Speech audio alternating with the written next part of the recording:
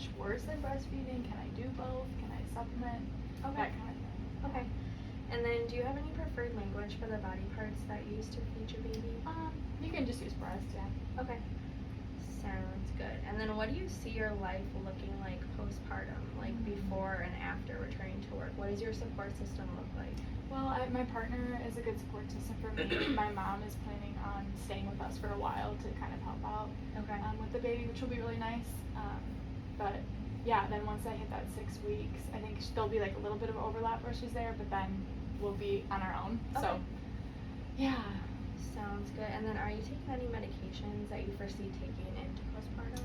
No, just probably continuing prenatals. Okay. Or postnatal. Yeah. Sounds good. And so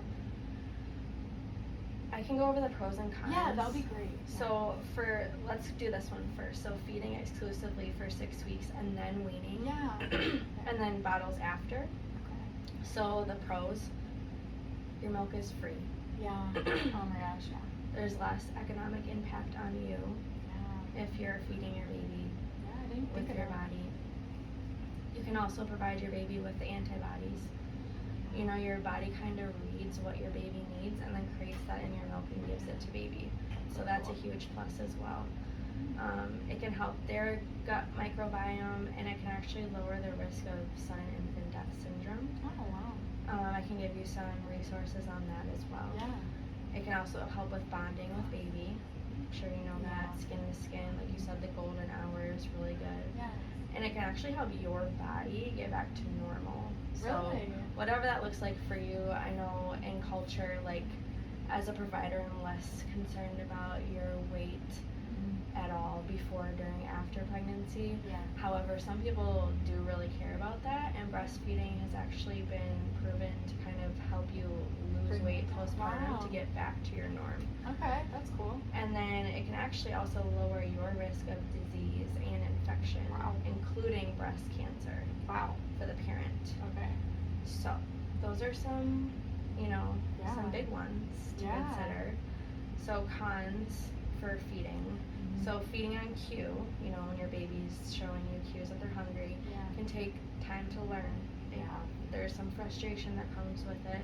And at the beginning, you're going to kind of need to stick with the schedule as you're learning and like practicing with baby. You might have to consider medications. So you said that you're just going to be taking your prenatal, so there's nothing really you have to stop taking. Sure. Yeah. But you may need to limit certain foods or drinks if you're feeding baby. So if you are an alcohol drinker, obviously you'll have to regulate that. Yeah, how does that work? Like I've heard the pumping down for whatever, but so I can give you a handout on that. Cool. It's you'll hear a lot of different things from different people, so I'll just give you that. We can go over that at the end. Thanks. And then sometimes certain foods that you're eating upsets baby's tummy, and then you might have to make adjustments to your diet.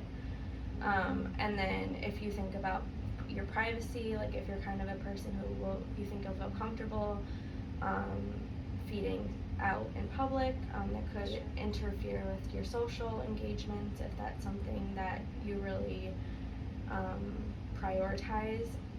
There's a potential for pain, and then potential for body dysmorphia if you're somebody who is used to like binding your chest or things like that. It's not something that we talked about, but that is a concern.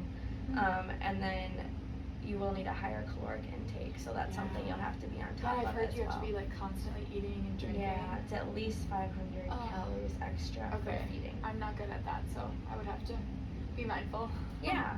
So then for starting formula right away, you've got some pros. You can share the responsibility feeding with others. So if you need to sleep, your partner can feed baby with formula, or your mother-in-law, you said, or your mother. Okay.